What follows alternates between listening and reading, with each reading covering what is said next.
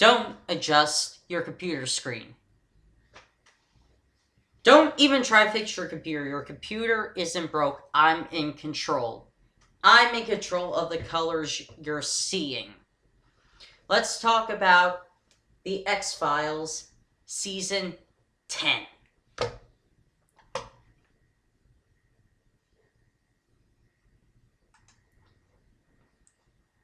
So, when I heard that the X-Files were coming back for Season 10, I got excited because when I was a kid, and I watched an episode every now and then with my grandmother and my mom.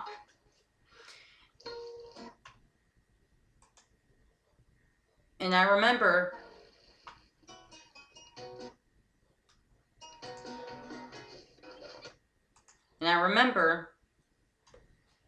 some of the episodes with Mulder, some of the episodes with the guy who replaced him, Robert Patrick, which he isn't that memorable to X-Files, but he was on the last 2 seasons.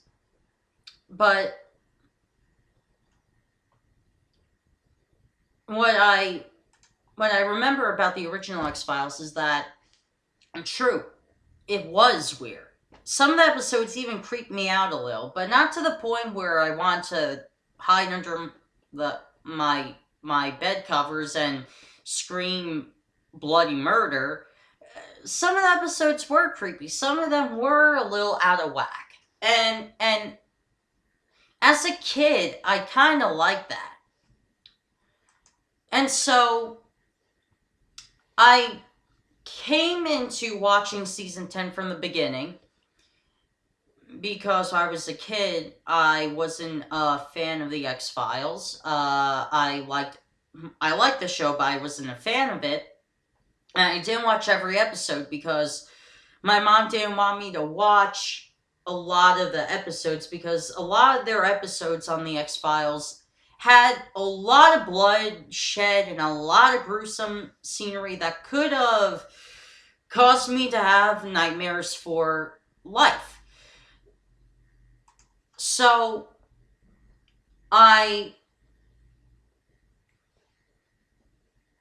kind of appreciate my mom shielding me from a lot of the gruesome scenery that the X-Files had. But anyway,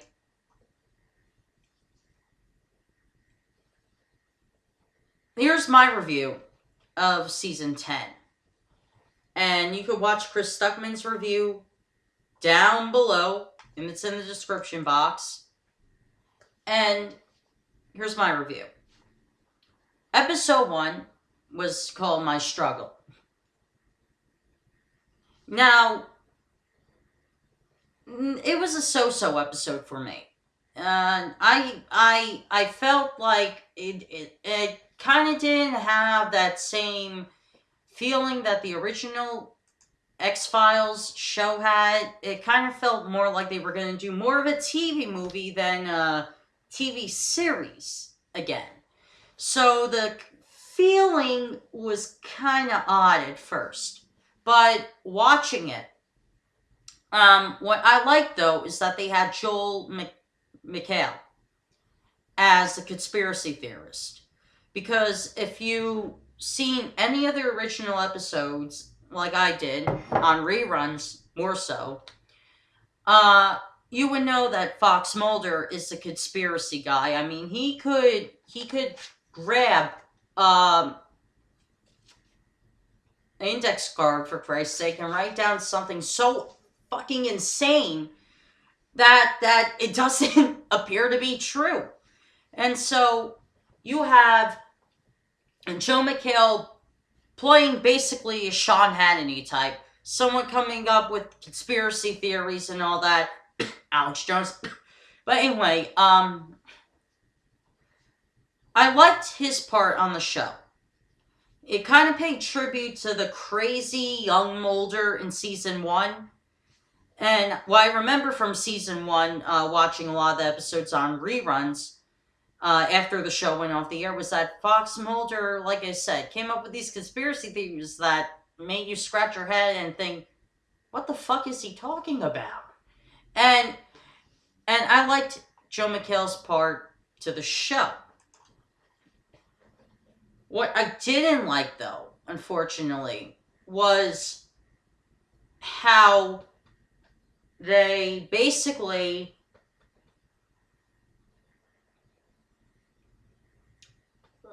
wrote one of the female characters in the show, and what bothered me about that character was the fact that, first of all, she claims to have alien blood.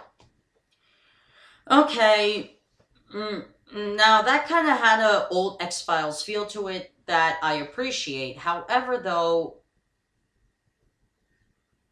what I didn't like was the fact that they kind of switched up Mulder and Scully on the skepticism type thing. Now, Scully is a religious believer. And and Fox Mulder is the atheist character. He doesn't believe in God. He wants to believe, but he doesn't see any evidence or any good reason to believe in a higher power. And so when it comes to this alien blood, Fox Mulder is all over it. He's like, oh, she has alien blood. I know she has alien blood. And Scully's like, Fox, what are you doing? How do you know? She could be lying. And I didn't like the fact that they switched it up. Because that just kind of threw me off a little. Because I know good X-Files episodes when I see them in reruns on television. There are some great episodes where Mulder is questioning people who claim to have alien blood or anything along those lines, and Scully's like, I believe you. And Scully is supposed to be the skeptic when it comes to the whole X-Files thing. So, that kind of bothered me a little, was the fact that she inevitably became Fox Mulder and Fox Mulder became Scully. I didn't like the switch up. That kind of threw me off. However, though, I will say, though, that the episode My Struggle was good,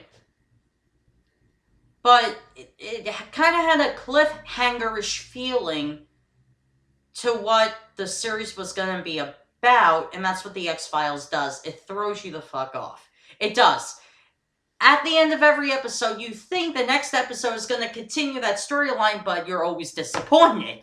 Because it goes into something else, and into something else, and you're so confused about the storyline that you don't even care if they have a storyline to follow up anymore. And the next episode was different from the first episode. Now, the second episode had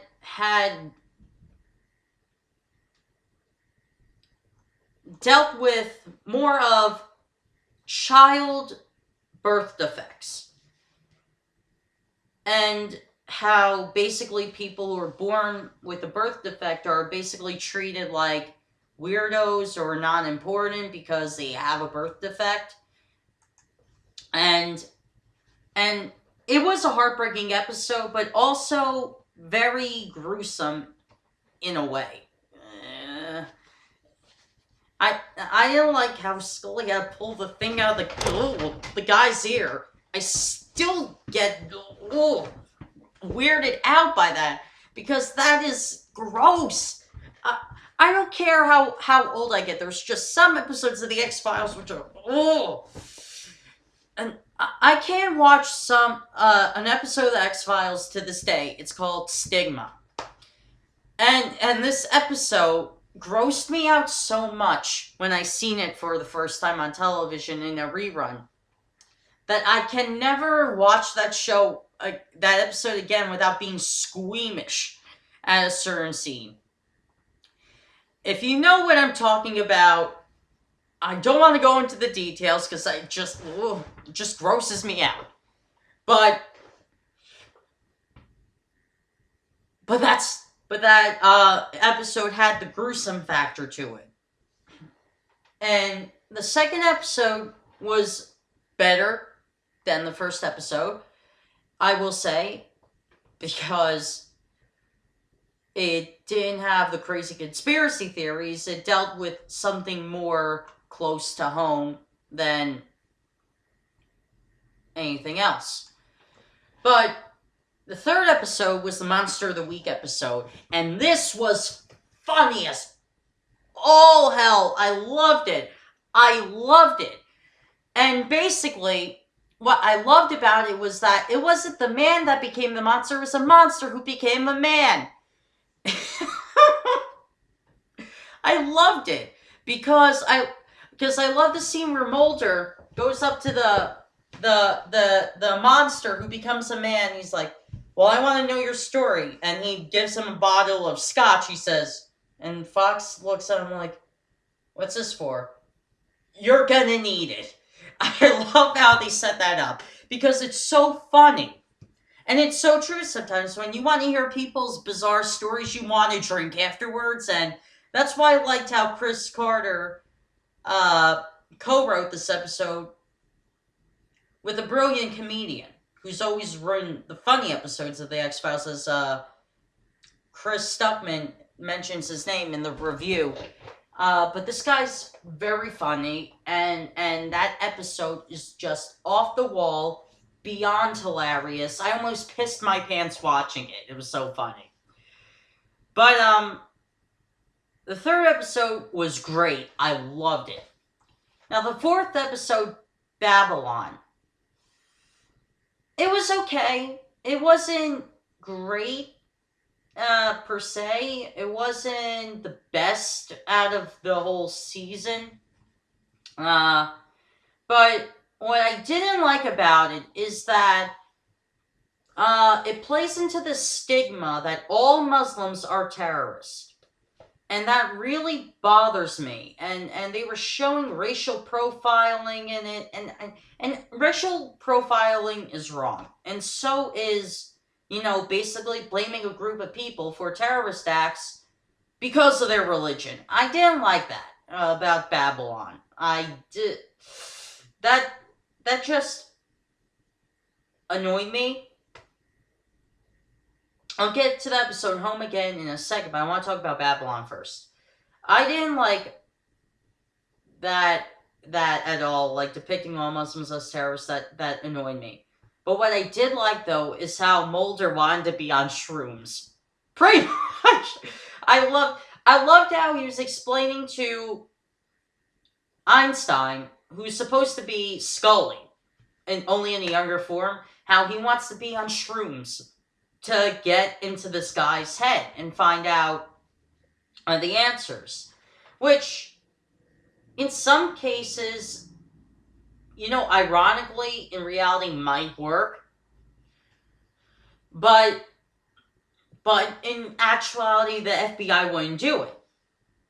However, though, it was a funny scene. And if you haven't noticed any specific guys in there, the three lone gunmen were in there, they were big to that. They were on 5 episodes in the original series. In season 6, I believe. But they were big to the original series. And they made an appearance, a short cameo appearance, which was great. So that was Babylon. That was the pre-Luminate episode to the last one, My Struggle Part 2. But before I get to My Struggle Part 2, I want to talk about Home Again, which was the episode before Babylon. Now, Home Again, I thought would be a sequel to the episode Home. I had the same expectations as Chris Stuckmann. But, sorely, like he said, there was a disappointment. Now, I disagree with Chris Stuckmann on Home being the most disturbing. Maybe it's a generational thing, but I don't see what's so disturbing about Home. It's weird, but not disturbing. I find the episode disturbing where the guy crawls through the fucking vents and he could appear out of your fucking heater for all you know. That episode I find disturbing and scary, but Home is just weird. You know what? You know how odd. You know how stupid I think Home is in regards to the mutant guys. They look exactly like the pig doctors from the Twilight Zone episode with the lady's plastic surgery. If you've seen that episode of the Twilight Zone, these people aren't anything to be afraid of. But what I did like though about Home Again was the fact that they had a different approach to uh, visual antiism. When people say they're a visual anti of a group of people, you normally like say, oh, these are violent people. But I liked how they used Trash Man as a hero for the homeless. Because the homeless people are hardly represented by politicians, and this trash man basically murders evil politicians who want to throw people out of their houses. Which you want to root for the guy, but he's also a murderer at the same time, so it's kind of a I don't know if I should root for him or not, but I like the fact that they had a vigilante for the homeless. Because there's very few TV shows where they actually have vigilantes for the homeless. So that was Home Again. I liked it.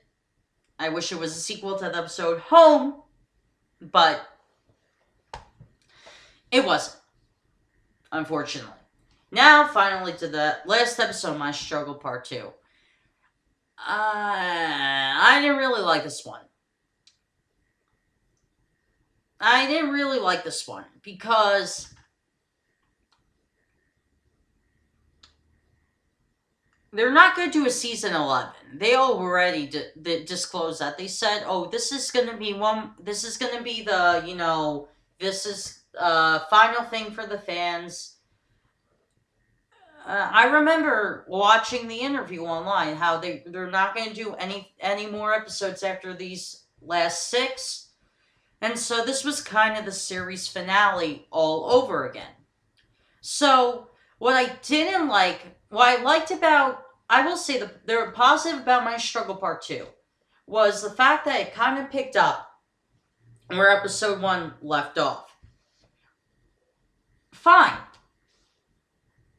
But there's an ironic twist to it.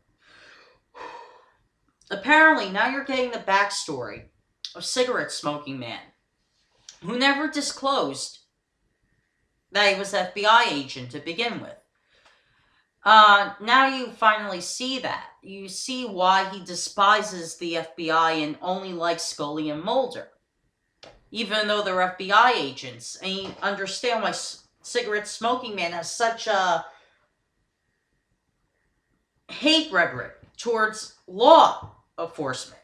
You could understand it. After how they treated him, you could understand it. And you kind of don't blame him for being an asshole throughout the original series. You kind of like, okay, his evil actions are kind of, justified. Pretty much.